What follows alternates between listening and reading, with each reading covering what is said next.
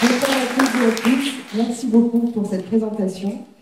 Quelles sont mes analyses sur le sujet? Eh bien, écoutez, sur ces sujets, en réalité, je vais commencer par parler de féminisme, de sécurité et de sûreté pour les femmes. Pourquoi je vais commencer par parler des femmes? Parce que, tout simplement, dans toutes les sociétés humaines, il est notable et noté, historiquement, que le droit des personnes LGBT et la sûreté des personnes LGBTQI est toujours dépendante des droits des femmes.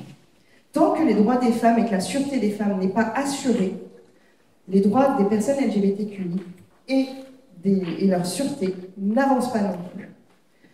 Donc tant qu'on n'a pas acquis cette question et tant qu'on n'a pas résolu la question féministe et tant qu'on n'est pas sûr que nous vivons dans un monde où les femmes ont des droits égaux aux hommes et ont le droit aussi et ont une sécurité égale, une sûreté égale par rapport à celle des hommes, alors pour les personnes LGBTQI, c'est la même chose, c'est même pire. Donc il faut commencer à s'intéresser à la question des femmes. Ça tombe bien parce que notre président a décrété que pour le deuxième quinquennat d'affilée, ce serait sa grande cause nationale. Et donc évidemment, vous avez toutes et tous remarqué une grande différence. La première chose qu'il faut aborder lorsque l'on parle de sûreté pour les femmes, c'est déjà de se poser la question: où passons-nous le plus de temps?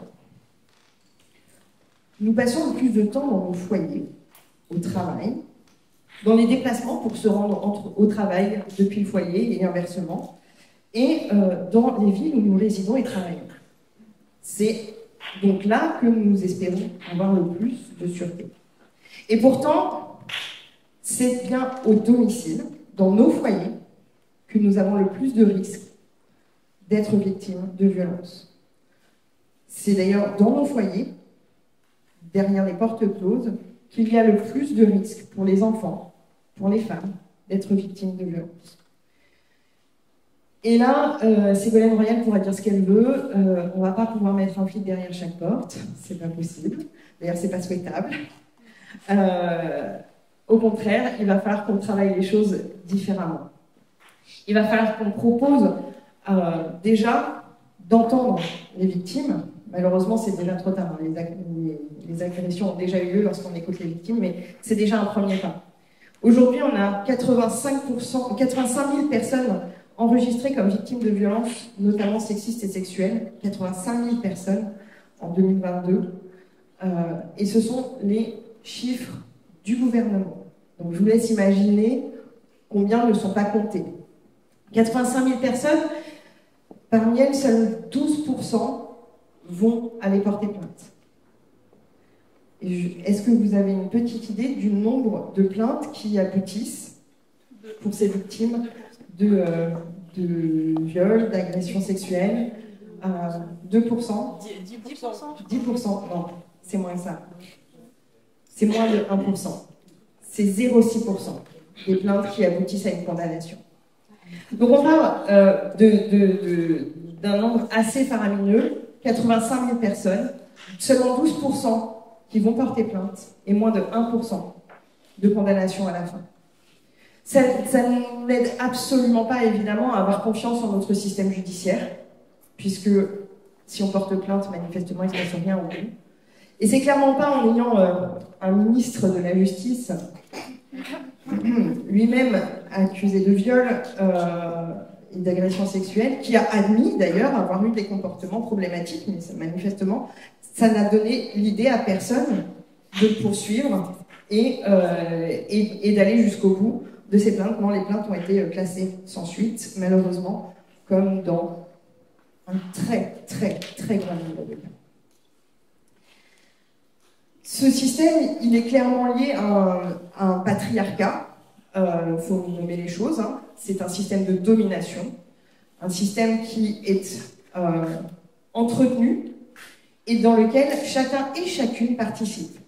Nous sommes élevés dans une société qui existe et qui est elle-même patriarcale, et nous reproduisons, y compris les femmes, nous reproduisons des comportements sexistes, nous reproduisons des comportements de domination. Et nous les enseignons à notre tour à nos enfants. Nous avons donc évidemment des enjeux majeurs à non seulement réformer la justice, et donc pour ça, il n'y a pas 36 solutions, il faut y mettre les moyens, parce qu'effectivement, décréter qu'on est dans la grande cause du quinquennat, ça ne suffit pas, il faut des fonds, des moyens. Aujourd'hui, les associations féministes le disent, il y a besoin de 2,6 milliards d'euros, c'est pas tant que ça en réalité, à l'échelle d'un budget annuel d'un État, 2,6 milliards d'euros pour pouvoir répondre à l'enjeu majeur que sont les agressions faites aux femmes, et je le précise, faites aux enfants aussi. Parce qu'en règle générale, lorsqu'on est capable d'agresser sa moitié, on agresse aussi les enfants, et en tout cas, les enfants sont témoins et donc victimes de ces violences. Aujourd'hui, un jour sur deux, une femme meurt sous les coups de son conjoint ou son ex-conjoint. La plupart du temps, à son domicile. Il existe des solutions. Il existe des associations, déjà, qui accompagnent ces femmes, et c'est long, parce que déjà, pour oser en parler, une femme va avoir besoin de plusieurs tentatives. Ça ne va pas partir tout de suite. On ne va pas réussir à quitter le domicile ou demander de l'aide immédiatement. Alors j'aimerais juste, et là je vais faire un petit peu de promo au passage, mais rappeler un numéro qui n'est pas très connu, c'est le 3919, qui est le numéro d'appel d'urgence pour les violences faites aux femmes. Normalement, vous devez connaître celui pour les enfants. Voilà. C'est le 119, exactement. Félicitations, il y a au moins une personne qui le connaît. Mais peut-être ce soir, tout le monde va repartir avec ces deux numéros en tête, le 3919 et le 119 pour les enfants. C'est extrêmement important d'en parler parce que déjà, ces structures-là ne suffisent pas. Mais elles existent, elles ont déjà ce mérite-là. Elles ne suffisent pas parce qu'elles sont sous-financées. Il se trouve qu'on a délégué, sous-délégué en fait, le fait de répondre au téléphone. On délègue ça à des associations à qui on supprime les financements. On délègue ça à des entreprises qui ne sont pas forcément formées, des personnes qui ne sont pas forcément formées pour répondre, mais c'est une entreprise, il faut faire de l'argent. Et comme on leur coupe aussi les subventions, on va leur dire vous n'allez pas faire que de la prévention ou de l'écoute pour les victimes, vous allez faire d'autres choses aussi. Et donc là, on se retrouve avec des gens qui sont la tête sous l'eau, qui sont en sous-effectif évidemment, et qui ne sont plus en capacité de répondre. Au total, les victimes de violences, toutes confondues, c'est 27% qui sont concernés par les violences intrafamiliales. Donc en gros, pour 4 personnes victimes de violences, il y en a une pour qui ça se passe à l'intérieur du domicile. Et c'est là où on a quelque chose à travailler sur le fond, c'est l'éducation. L'éducation, c'est pas uniquement d'expliquer que tu pourras être astronaute, ma fille, avocat, ça peut prendre un E aussi. C'est pas uniquement de permettre aux jeunes filles de rêver qu'elles pourront faire ce qu'elles veulent de leur vie. L'éducation, ça passe par l'éducation à la vie affective, relationnelle et sexuelle, dès le plus jeune âge. Et non, ce n'est pas apprendre la masturbation dès 3 ans dans les petites écoles. Non, ce n'est pas ça, l'éducation à la vie sexuelle, relationnelle et affective. C'est au contraire pouvoir expliquer à un enfant ce qui est OK, ce qui ne l'est pas. Quelle est l'importance de son corps, les limites, et qu'est-ce qu'un adulte a le droit de faire, qu'est-ce qu'il n'a pas le droit de faire. Et parce qu'on l'explique aux plus jeunes, alors dès le plus jeune âge, ils sont en capacité de verbaliser qu'il se passe des choses pas bien à la maison. Quand on prend conscience qu'il y a aujourd'hui 10% des enfants, 10% qui sont victimes d'inceste, c'est-à-dire 3 par classe, aujourd'hui, surtout dans nos classes surchargées, 3 par classe. Quand on prend conscience de ça, est-ce qu'on a le droit de ne pas expliquer à un enfant ce qui est OK de ce qui ne l'est pas, de ce qu'est le consentement? de ce qui est acceptable de la part d'un adulte et de ce qui ne l'est pas. Je crois pas. Pourtant, aujourd'hui, la fachosphère, y compris dans notre gouvernement, s'évertue à nous faire croire que non, ce n'est pas nécessaire. Pourtant, c'est quelque chose que nous avons voté à l'Assemblée nationale en 2001. Il y a une loi qui oblige à ce que tous les ans, dans chaque classe, il y ait 3 heures d'éducation à la vie affective. Et aujourd'hui, c'est moins de 15% des élèves qui en bénéficient. Pourtant, c'est quelque chose qui ne coûte pas très cher. On a des associations absolument fabuleuses qui s'occupent d'intervenir dans les écoles. Je l'ai fait moi-même.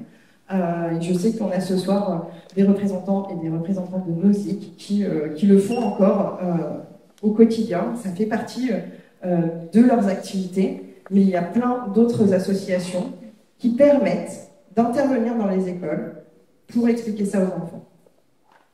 Et aujourd'hui, on a énormément d'écoles, et notamment des établissements privés, qui s'octroient le droit de ne pas enseigner ça à nos enfants alors que c'est dans la loi. Pire, on a même des familles qui retirent leurs enfants de l'école le jour où ils ont leurs fameuses 2 heures ou 3 heures d'éducation à la vie affective, relationnelle et sexuelle. Et là, on a quelque chose, parce qu'on nous parle de séparatisme, on nous parle... mais à quel moment est-ce que, justement, c'est OK de ne pas laisser nos enfants être informés, éduqués sur ce qu'est leur corps, ce qu'est le consentement, ce qui est OK, ce qui n'est pas OK avec les adultes. Bref, il faut des moyens. Il faut, je vous l'ai dit, 2,6 milliards d'euros par an d'investissement. Il faut 8 millions d'euros pour les associations. Il faut aussi des juges et des greffiers. Il faut aujourd'hui, c'est plus de 600 magistrats qu'il manque et plus de 200 greffiers qu'il manque pour pouvoir absorber aussi les plaintes, recueillir les témoignages, accompagner les victimes et avancer dans le bon sens pour pouvoir rendre justice aux victimes. Évidemment, il y a l'espace public. Je vous l'ai dit, on a le foyer, on a nos lieux de travail, on a les transports publics. Alors aujourd'hui, il faut savoir que sur un panel, c'est la Civis qui nous offre ces chiffres, sur un panel de plus de 9000 femmes, 100% ont déclaré avoir été victimes de violences sexistes ou sexuelles dans les transports en commun. 100%. On a quand même un petit problème, je pense. Et il va falloir se poser la question, si ça ne passe pas par l'éducation, par quoi ça peut passer? Évidemment, on ne peut pas mettre tout le monde en prison. D'autant plus que, manifestement, porter plainte, ça ne sert pas à grand-chose. Donc, à part l'éducation, qu'est-ce qu'il reste? Rien. C'est donc dans l'éducation qu'il va falloir mettre de l'argent. Ça tombe bien, notamment à l'échelle municipale. C'est la mairie qui peut financer tous ces dispositifs d'éducation. C'est la mairie qui finance ça. Au collège, c'est le département. Au lycée, c'est la région. Malheureusement, on est dans une région où Christelle Morançais a décidé de supprimer la totalité ou presque des financements dédiés à l'éducation, notamment tout ce qui permettait de venir en aide aux victimes. Les seuls sous qui ont été conservés sont ceux du prix Joséphine, j'ai oublié son nom. Prix Joséphine. C'est prix Joséphine, exactement. Donc les seuls sous qui sont dédiés aujourd'hui à lutter contre le sexisme, c'est un prix, une cérémonie, un prix par an pour célébrer la lutte contre le sexisme. Félicitations. C'est plusieurs millions qui ont été sucrés aux associations qui venaient en aide aux victimes, qui accompagnaient et qui pouvaient justement intervenir dans les établissements scolaires pour éduquer nos enfants.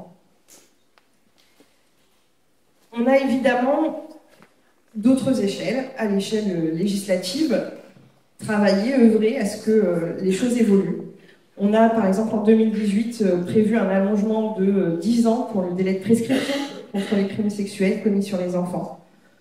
On a en 2020 mis en place la création du bracelet anti-rapprochement et la mise à disposition de des téléphones d'urgence, grave danger.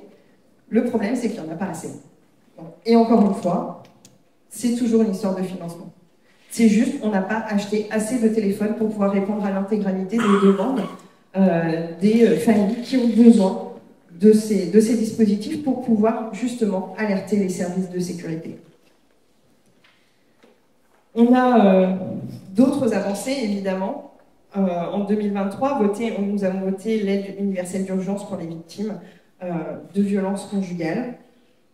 Mais soyons honnêtes, c'est pas avec 300, 400 euros qu'on peut refaire sa vie et qu'on peut partir. Ça ne suffit pas. Il va falloir commencer à prendre les choses dans l'autre sens. De dire que ce ne sont pas aux victimes de quitter leur domicile, mais au contraire à l'agresseur d'en être éloigné.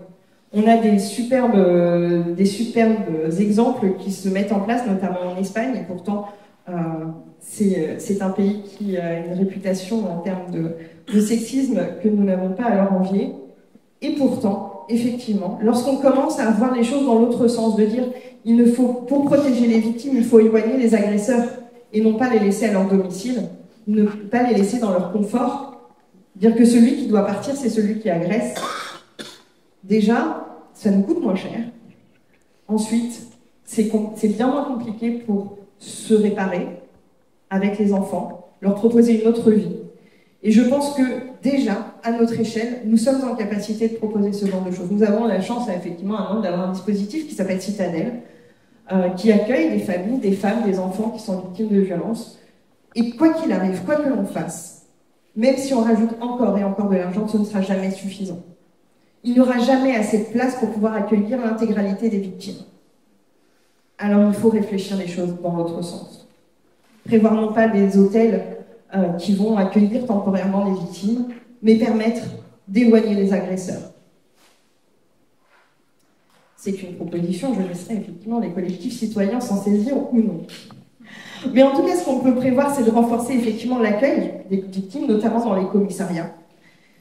Et pour ça, il va falloir aussi former les personnes. Alors, je ne sais pas si vous êtes déjà allé au commissariat récemment. Il y a un petit panneau quand vous arrivez avec un écriteau qui vous dit dites le mot orange ou montrez la couleur orange de ce panneau si vous êtes victime de violences sexuelles. J'ai testé. Il ne s'est rien passé. J'ai tapoté 12 fois sur le côté orange de la feuille, il ne s'est rien passé. L'agent en face de moi ne voyait pas pourquoi je tapotais sur la feuille. Quand je lui ai dit orange, il n'a pas compris non plus. Mais en vrai, c'est pas tellement de sa faute. S'il n'est pas formé, si on ne l'a pas informé que lorsqu'il est à l'accueil et qu'il y a cette espèce de mot de passe sacré qui est orange, ou que quelqu'un leur dit leur montre que c'est orange, comment voulez-vous qu'ils réagissent? Je suis allée même plus loin. J'ai accompagné une victime de violences LGBTQI-phobes. J'ai accompagné au commissariat et immédiatement, après avoir expliqué pourquoi nous étions là, j'ai demandé à voir le référent ou la référente aux questions LGBT. On m'a regardé avec des yeux ronds comme les billes en me disant mais je vois pas de quoi vous me parlez. Je dis bah, écoutez, ouvrez votre classeur, là vous avez des référents pour plein de trucs, regardez. Ils ont trouvé qu'effectivement c'était l'adjudant machin qu'ils sont allés chercher. L'adjudant machin est arrivé, bonjour monsieur, vous êtes le référent LGBTQ-phobie du commissariat.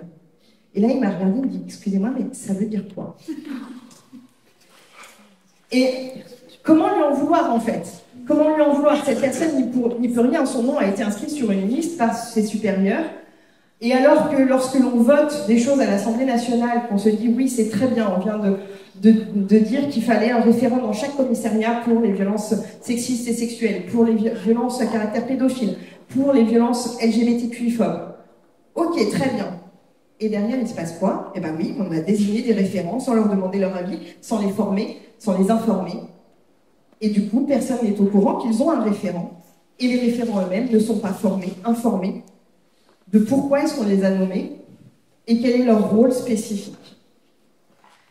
Et tout ça, c'est une raison toute bête, hein. C'est qu'il n'y a pas de volonté politique. Quand on a une volonté politique, on rajoute des sous au bout des mots que l'on vote. Il n'y a pas de sous, il n'y a pas de volonté politique. c'est de l'affichage.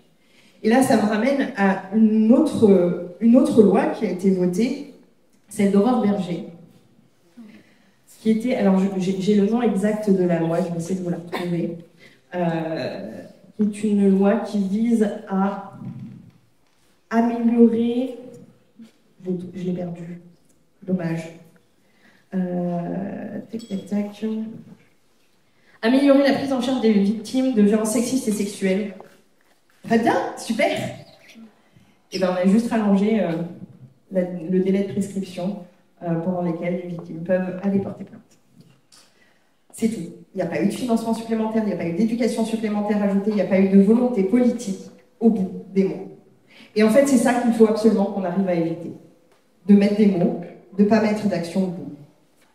Nous devons absolument proposer des choses qui nous permettent d'évoluer. Alors oui, on peut changer des mots, ça c'est extrêmement important. Nous avons par exemple porté cette loi qui est actuellement en navette entre le Sénat et l'Assemblée nationale pour rajouter le consentement ou l'absence de consentement dans la définition du viol. Ça, ce sont des mots qui changent.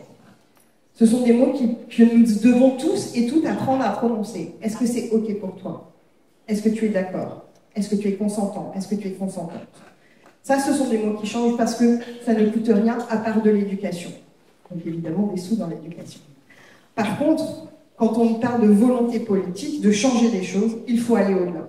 Et il faut effectivement financer les formations des premiers intervenants, des services de police et de gendarmerie. Il faut financer les formations aussi du parquet, des juges, des procureurs, pour bien recevoir les plaintes, pour bien qualifier les plaintes.